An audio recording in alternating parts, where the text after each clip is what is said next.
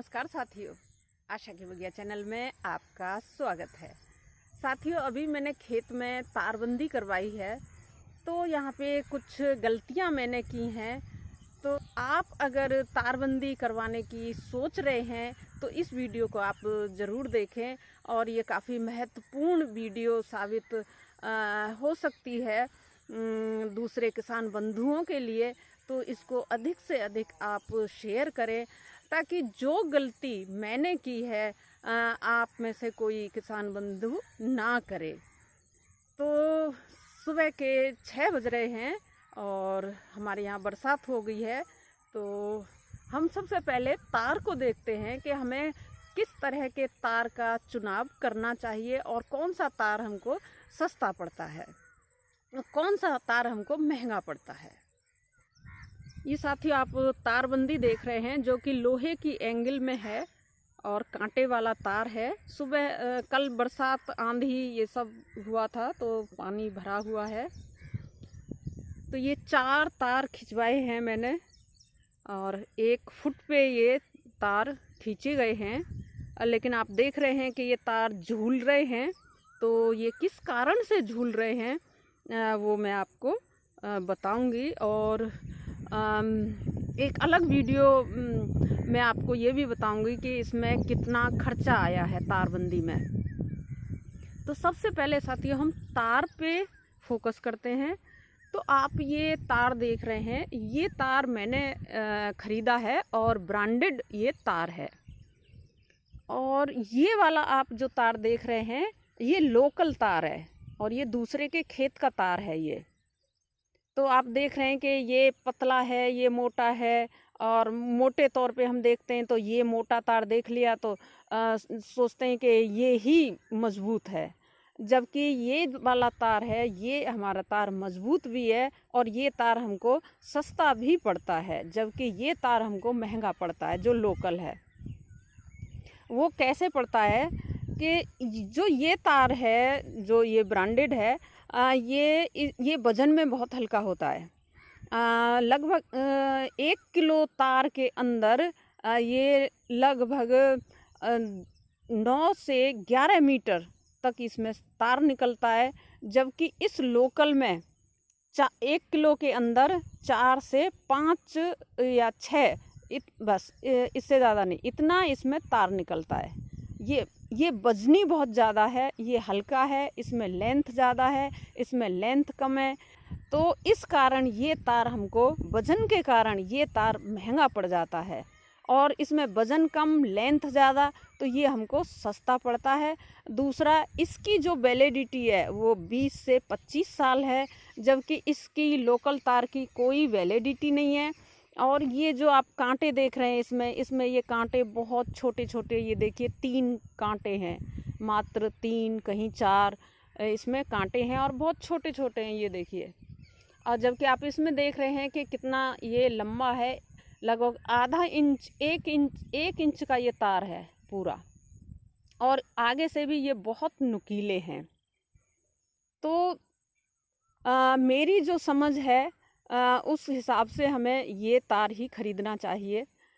अब साथियों एंगल की बात करते हैं। तो ये बड़ा ही महत्वपूर्ण और ये जो प्रैक्टिकल हम करते हैं ये वो बात है। तो ये आप जो एंगल देख रहे हैं ये कोने की एंगल है, ये देखिए, ये 4 कोनों पे एंगल लगी हुई हैं। तो मैं आपका जिस तरफ ध्यान दिलाना चाहती हूँ वो ये है कि आप देखेंगे कि ये एंगल खेत की तरफ झुकी हुई है और इसके कारण साथियों ये जो तार हैं झुकने के कारण ये देखिए लूज हो गए हैं। और जब तार लूज होते हैं तो तारबंदी अपना मकसद खो देती है।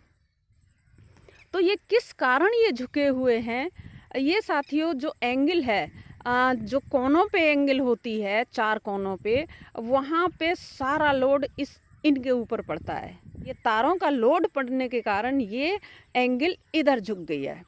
एक तो इसको बहुत गहरा मजबूत नहीं लगाया गया है, दूसरा ये कमज़ोर है। हमें यहाँ पर जो एंगल लगानी है वो बहुत ही मजबूत एंगल लगानी है और अच्छे से नीचे गहरे में एंगल लगानी है। तो इसके लिए जो गाटर होती है उस टाइप की हमें 4 कोनों पे एंगल लगानी होती है। बीच वाली एंगल का कोई ज़्यादा वो उसको दिक्कत नहीं है, लेकिन ये जो कोने वाली है यहाँ पे हमें गाटर वाली या फिर उससे भी मजबूत और एंगल आती है। ये मेरी 1.5 इंची की एंगल है, तो आप मजबूत एंगल का प्रयोग करें 4 कोनों पे।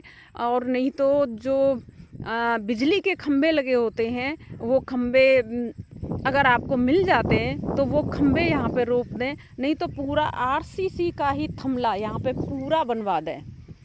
या फिर अपने घर में भी हम जो थमले हैं, जो बिजली के खंभे होते हैं उस तरह के हम घर में भी बना सकते हैं और बहुत ही आसानी से वो बन भी जाते हैं।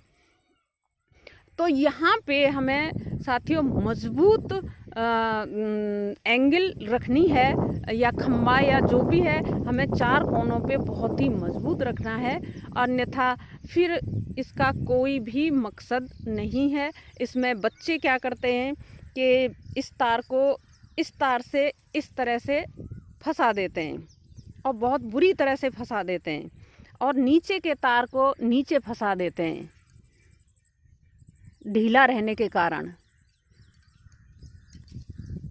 ये देखिए अब ये ऐसे फंस गए, तो अब यहाँ पे ये इतना रास्ता हो गया, तो इस रास्ते से बच्चे कूद जाते हैं। और कल मेरी सारी अरहर को यहाँ से उखाड़ गए, मैंने यहाँ पे अरहर रोप दी थी तो बच्चों ने पूरा ये खराब कर दिया। तो हमें